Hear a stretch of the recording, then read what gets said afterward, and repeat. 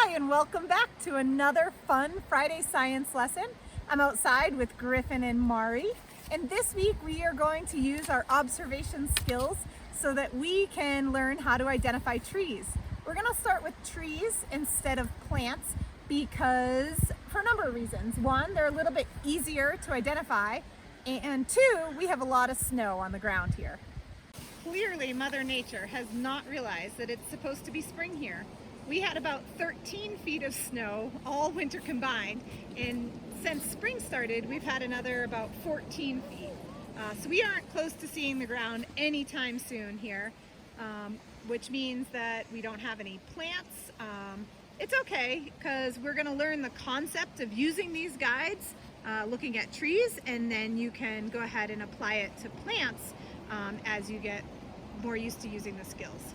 Looking carefully at things allows us to notice things that we might not have otherwise. So we can use our observation skills to really notice details. Often plants and animals look similar to one another, but it's only when we use our observation skills and look at the details that we can notice those differences.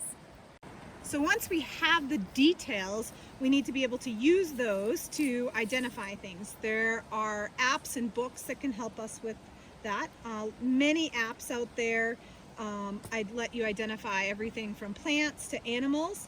Most of them use the location that you're in to narrow down the choices. It's a great feature. It can really help you find what you need more quickly.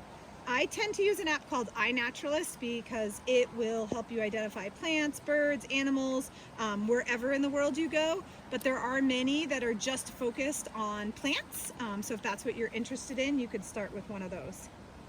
So while these apps are great, they don't work super well when you don't have good cell service. So I also love to use guidebooks or cards or keys. Most guides are specific to the area that you're in. Mari here is holding a guidebook with the Sierra, which shows what we have in the mountains of California. This is what the guidebook looks like just for this part of our state. Here we mainly have evergreen trees, some pine trees and firs mainly. And we are going to start with a super easy tree key that Griffin has for our region. This is a dichotomous key, which means that you usually start with two options. So the first option in both of these keys, the one that's in Mari's book and Griffin's, is it's going to ask you, does it have scales or needles, for example? And then you make a choice, and then it tells you where to go moving forward with that choice. Most guidebooks have this in the front, and it just lets you go more quickly to the right section of the book.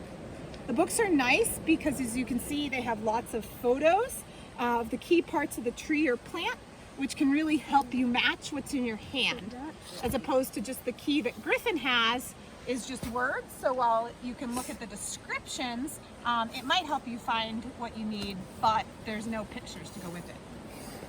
Mari and I found our first tree, so we're gonna go ahead and go through. So the first question this book asks us, Mar, are they scale-like or are they needles? Needles? Needles, yeah. And next, do they come off as one or do they come off in clumps? One. Okay, so they're a single. So that means that we are going to go to page 32. And so here we have one needle. We have a few different options. And it tells us here one needle that are short and flat and can't roll, or one needle that are round. So let's go ahead and pull off a needle. And is this flat needle or a round needle? Flat. Yeah, this needle's very flat. So a flat needle shows us that this is going to be a white fir. So right here. So do those needles look like what you found? Yeah. Yeah.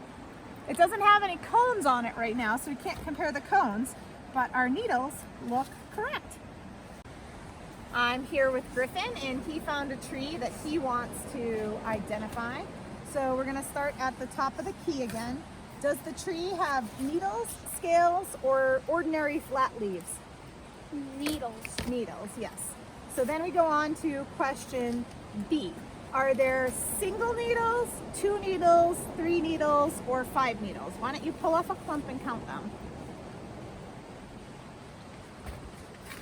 There's 5 needles. So we're going to go ahead and go to page 33 in this book. That's what it tells us to do. Okay. So these are all the ones that have 5 needles in this area. And so the first one it comes to is a white pine, a western white pine. So are the needles about 2 to 4 inches long? Yeah. Yeah, I think that is our tree. So as you saw when you're identifying trees, it's super important to notice the details, to really count the needles or to notice how the needles are coming off the branches. The same thing would be true if you have leaves on your trees or your plants, to really notice what the book is asking you to identify and look at those details.